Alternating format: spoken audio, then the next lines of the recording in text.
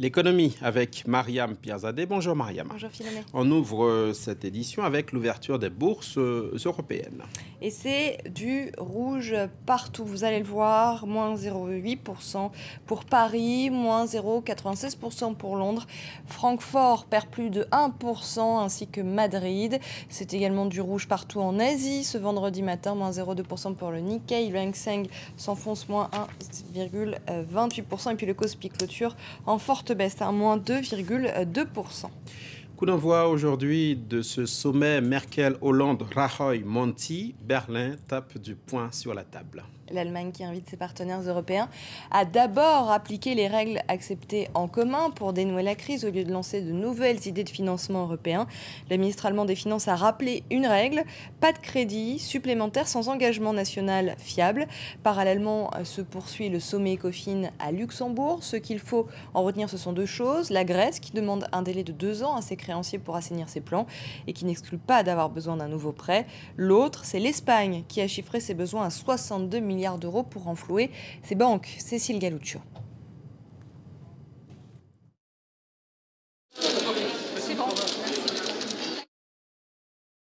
Quelques difficultés apparemment avec le sujet. Est-ce qu'on pourrait l'écouter? Non, visiblement pas. On passe à autre chose, Mariam Pierzadeh. On a vu tout à l'heure passer Christine Lagarde, la patronne du FMI.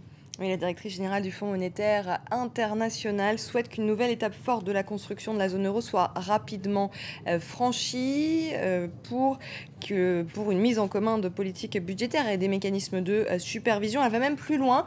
Elle plaide pour une recapitalisation directe des banques en difficulté. Et ça, c'est un premier pas. On l'écoute. Notre préférence se tourne vers une recapitalisation de financement qui peut se faire sans l'intermédiaire de l'État, mais directement du Fonds européen de stabilité financière ou du mécanisme européen de stabilité vers les banques qui ont besoin de recapitalisation. On parle maintenant de ce sommet de Rio, sommet sur le développement durable, Mariam Pierzadeh. On a dit dans cette édition que les organisations non gouvernementales, les associations de la société civile ont tapé du poing sur la table, là aussi, comme la chancelière Merkel, mais pour autre chose. Et les 191 membres de l'ONU ont lancé hier un appel à des actions rapides pour sauver la planète. Et Pascal Lamy, le directeur général de l'OMC, nous explique comment rendre les échanges commerciaux plus verts sans céder à la tentation du protectionnisme. Un accord semble avoir été trouvé pour aller dans ce sens. Il a répondu au micro de Marina Bertsch. D'un côté, tout le monde reconnaît, et ça c'est un progrès par rapport à ce qu'était l'opinion dominante il y a 20 ans, que l'ouverture des échanges, c'est bon pour l'environnement. D'un autre côté, les pays en développement ont toujours cette crainte que verdir l'économie, c'est établir un protectionnisme vert. Il y a en matière de discipline sur les subventions à la pêche, par exemple, des efforts à faire au plan international pour mieux maîtriser ce qui est une contribution au verdissement de nos économies. Et je crois qu'il y a un accord unanime ici pour aller dans cette direction. Mauvaise nouvelle pour l'Hexagone, Mariam Pierzadeh. Moody's, l'agence de notation, a abaissé les notes de 15 grandes banques dans le monde, dont 3 banques françaises.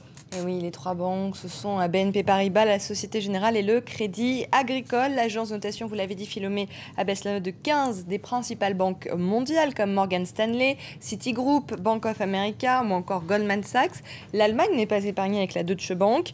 En février, en fait, Moody's avait expliqué que les notes de ces grandes institutions ne reflétaient pas la dégradation des conditions de financement ou encore le durcissement de la réglementation. Et bien, ce jugement donc a été appliqué hier. Une mauvaise nouvelle que nous essayons d'équilibrer par une autre, bonne cette fois-ci, Mariam. 15 startups parmi les plus innovantes en France ont été sélectionnées par Ruby France et des entreprises de high-tech californiennes.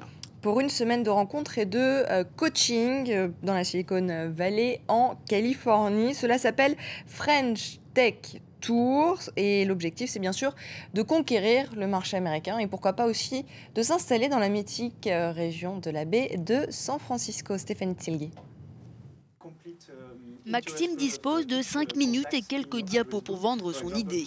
Une présentation qu'il donne dans la langue de Shakespeare. Il est l'un des 30 jeunes entrepreneurs français à suivre une formation du commerce à l'américaine à San Francisco. Tu ne t'es pas entraîné. Réveillez-moi. Faites-moi peur. Donnez-moi envie.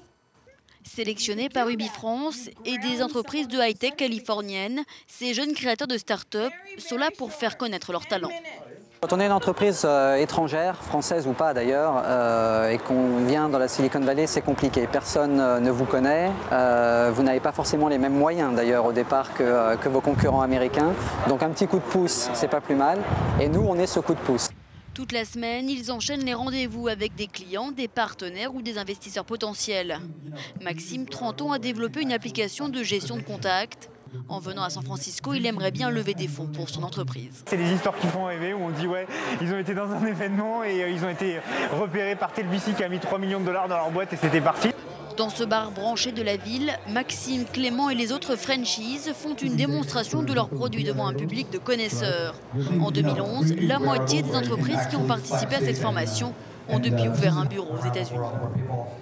On en sait un peu plus sur les suppressions de postes envisagées chez Air France. La compagnie aérienne française veut supprimer 5122 postes. Un plan de restructuration a été annoncé hier. Air France espère en fait supprimer 10% de ses effectifs sans licenciement sec en 18 mois.